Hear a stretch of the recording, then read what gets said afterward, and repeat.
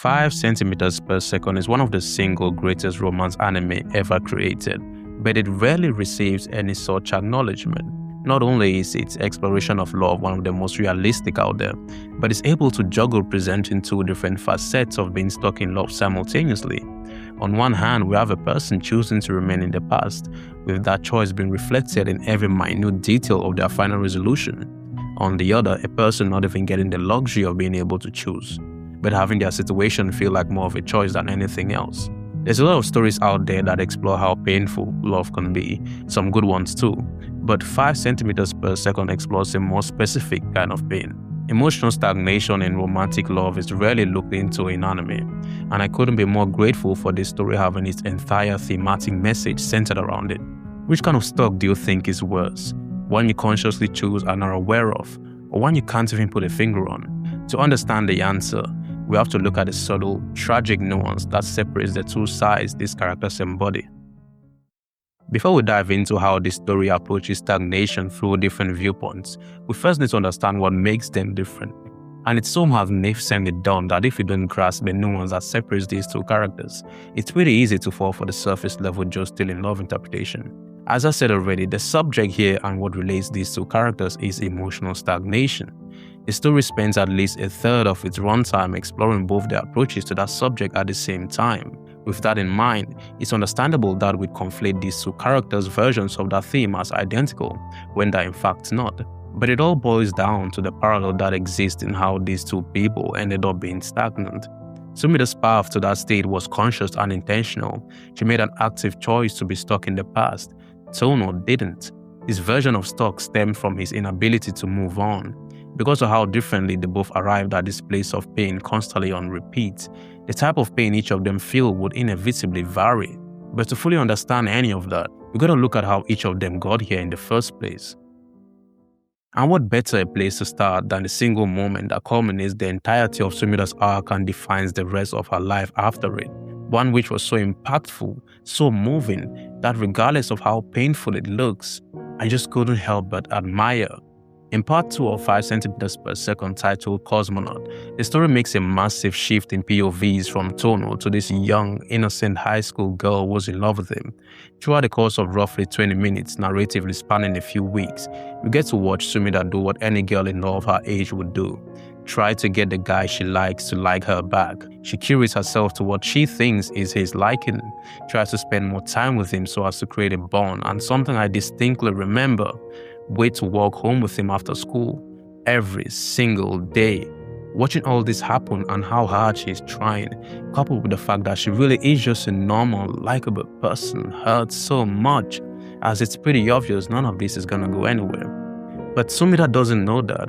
She fantasizes about him picking her one day in opposition to the person he keeps emailing on his phone. She yearns so much for him to even look at her with any sort of interest. Little can she think of him loving her when even that much isn't available. But nonetheless, she enjoys her time with him above anything else and can't seem to decide on her future beyond high school, just because he hasn't decided on his. It all comes crashing down, or rather settling on her being relieved from the pain of wanting something she just can't have, depending on how you see it, after a particularly emotional night walk.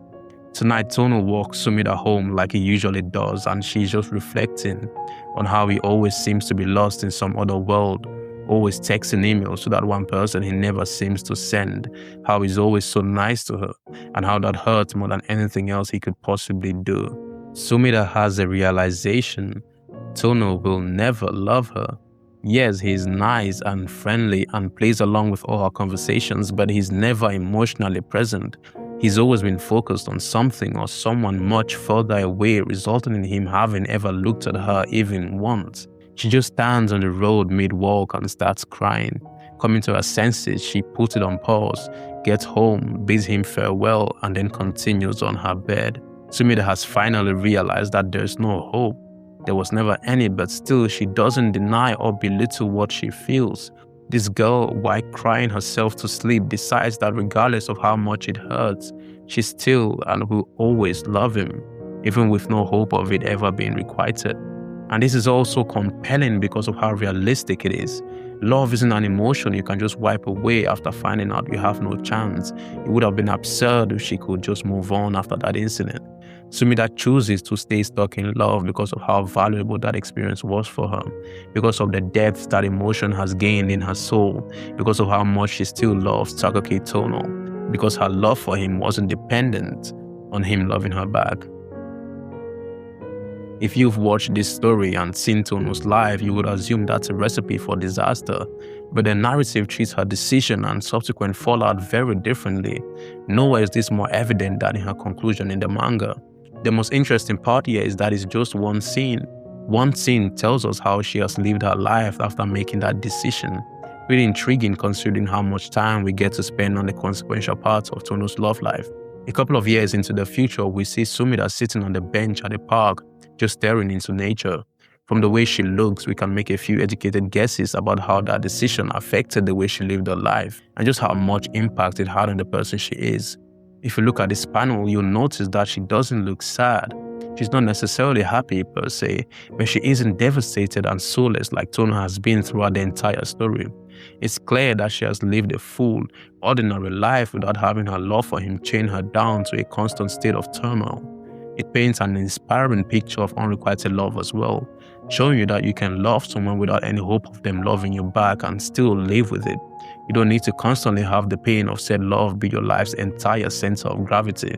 And as we see through Sumida, it doesn't necessarily have to be nothing but pain. She kept her promise throughout all these years and treasured that beautiful yet painful experience and presumably leaned towards the beauty aspect. But this does raise an interesting question, and it's one I don't even have an answer for. Does this saying prove that her version of emotional stagnation is a gentler, softer, more controlled one, or that the story just doesn't consider her pain worth dwelling in for as long as they did with Tono's? Either way, her stagnation, dare I say, was nowhere near as drifting as his. And no better way exists to explore that than looking at how having one's love reciprocated can set their life on the path of inevitable destruction. Isn't young love supposed to be beautiful? Isn't it supposed to be this fairy tale-like feeling where you get to experience joy and happiness on a level that will never again be replicated? Isn't it something most people want to or would have wanted to experience? Tono would probably agree and disagree with that framing simultaneously. Let's talk about why that is, why he just can't move on does no justice to this poor, unfortunate soul's story at all. Takaki Tono and Akari Shinohara are childhood friends with a very profound mutual bond, all originating from their shared time spent as children. From what the story gives us, we know they attended the same elementary school and all other proceeding levels from that point on, up until the moment they eventually parted ways. Their bond naturally deepened as they spent more time with each other, as they shared hobbies and interests, joy and sadness, laughter and tears over months and years.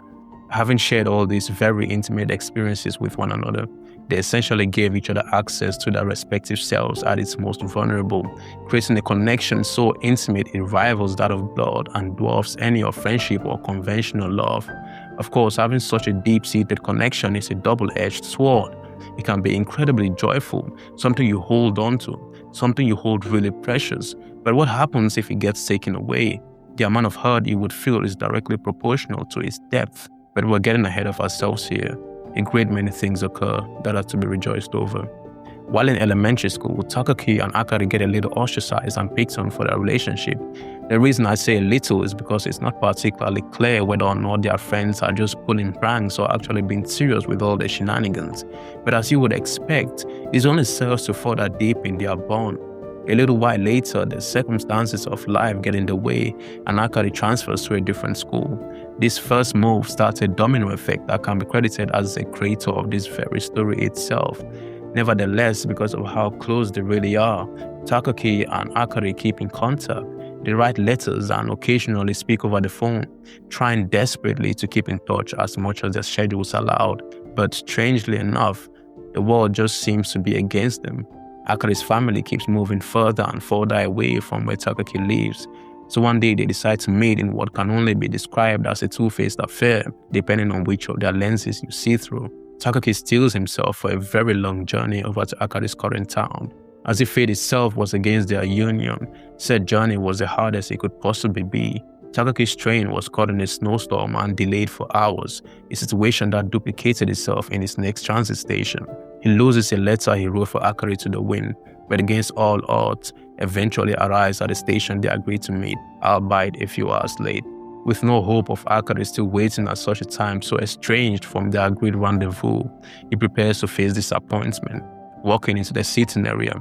But lo and behold, through sheer will, the power of love itself, Akari is sitting there in the freezing cold, waiting for him. It's a moment of earned joy, a little corrupted by residue from doubt and impending heartbreak. They reunite, spend the rest of the night together, talking, feeling each other's warmth in the winter cold, and reminisce about old times. A beautiful experience that eventually culminates with a kiss under a withered cherry blossom tree. A kiss that to Takaki was the beginning of another chapter in their already profound bond, one that extends to romantic fields, one that would seal both their commitments to pursue this relationship, regardless of all the difficulties it will eventually bring. But for Akari, a goodbye, closure to something she has realized can no longer be kept alive. This bittersweet tale of love needed to be recounted in order to better understand what makes Takaki's emotional stagnation different from Sumida's. The intention here isn't to compare but to elaborate. Takaki and Akari had years of shared history, a bond crafted through thick and thin, ostracization, disadvantageous battles against distance. A kiss. The depth of their bond is simply stronger. That makes the eventual separation and subsequent internal fallout more impactful, even a bigger imprint on who Takaki is as a person, gaining majority stakes in his day-to-day life. As much as I love Sumida, she never had any such bond with Takaki remotely reflexive to what he had with Akari. How many events can you confidently say have had an influence on you as a person and on how you live your life? Takaki Tono can certainly give you one. That love story wasn't just about love. That love story wasn't just a beautiful yet painful experience to be looked upon every now and then. That love story became a dictator in this young man's life. After their inevitable and permanent loss of contact, Takaki is left adrift. That compounding experience sucked out his very soul, any sort of joy, sense of fulfillment or purpose he had in life. He goes about his days dwelling on the past and how beautiful it was, how it could have been, how they could have been.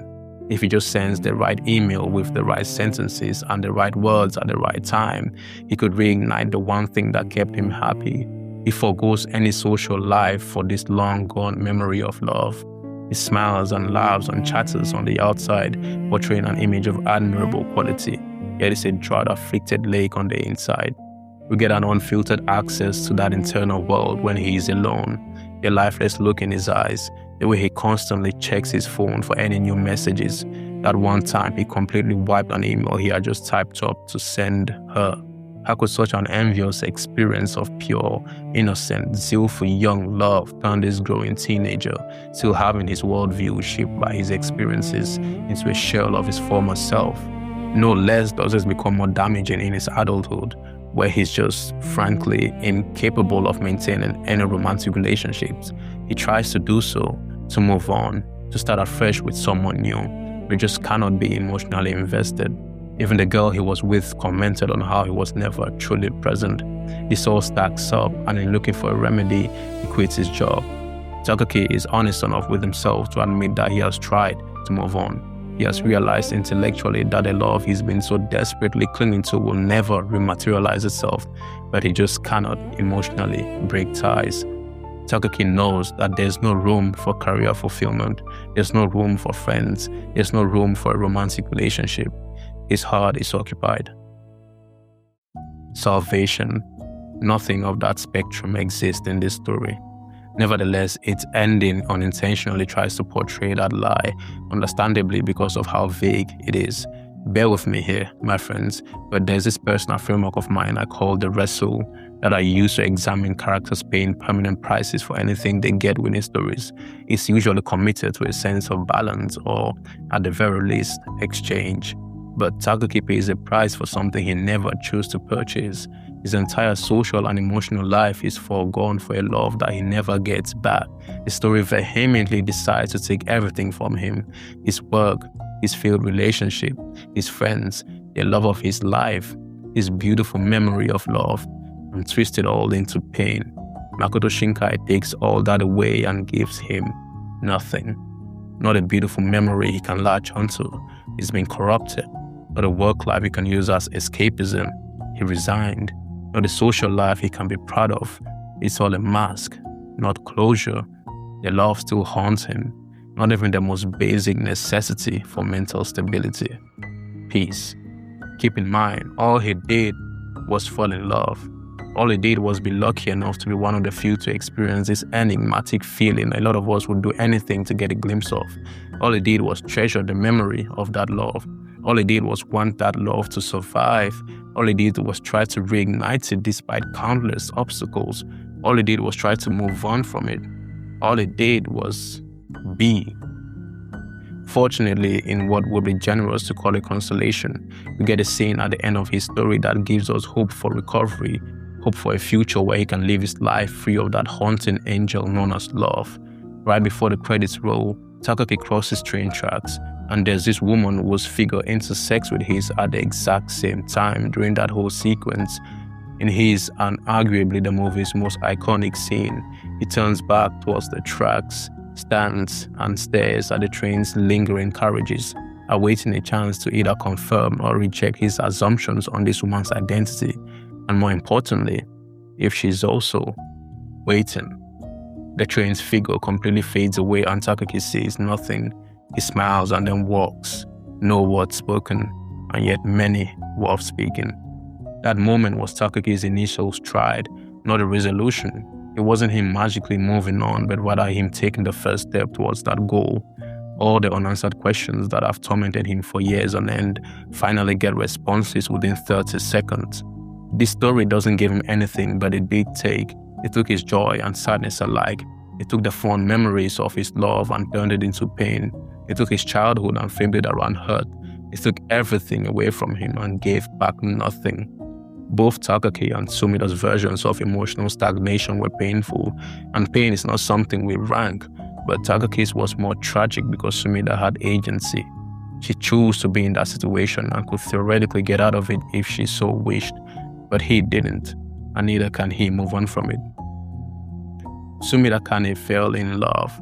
She did all she could to have that love reciprocated. It wasn't. She wept and mourned her loss, but decided that feeling was too precious to discard. She chose to treasure it for as long as she possibly could. She didn't let it take control of her life. She made peace with it. Takaki Tono had his love reciprocated at the highest possible level that it could be. He experienced the joys and sadness of that emotion, and he didn't know how, but it eventually hijacked who he is as a person. It tore him apart from the inside out and pinned him down to a memory long gone. He didn't choose to stay emotionally stagnant. He didn't choose to forever dwell on a bittersweet night under a cherry blossom tree in the snow. His very self was hollowed out thanks to the most fortunate thing that could happen to a person in love, the feeling being mutual. That's what makes him more tragic to me, even though both of them were genuine about their love for their respective perfect sins. 5 centimeters per second is a masterpiece of emotional storytelling. This has been Tambe Bryan. Thank you for watching.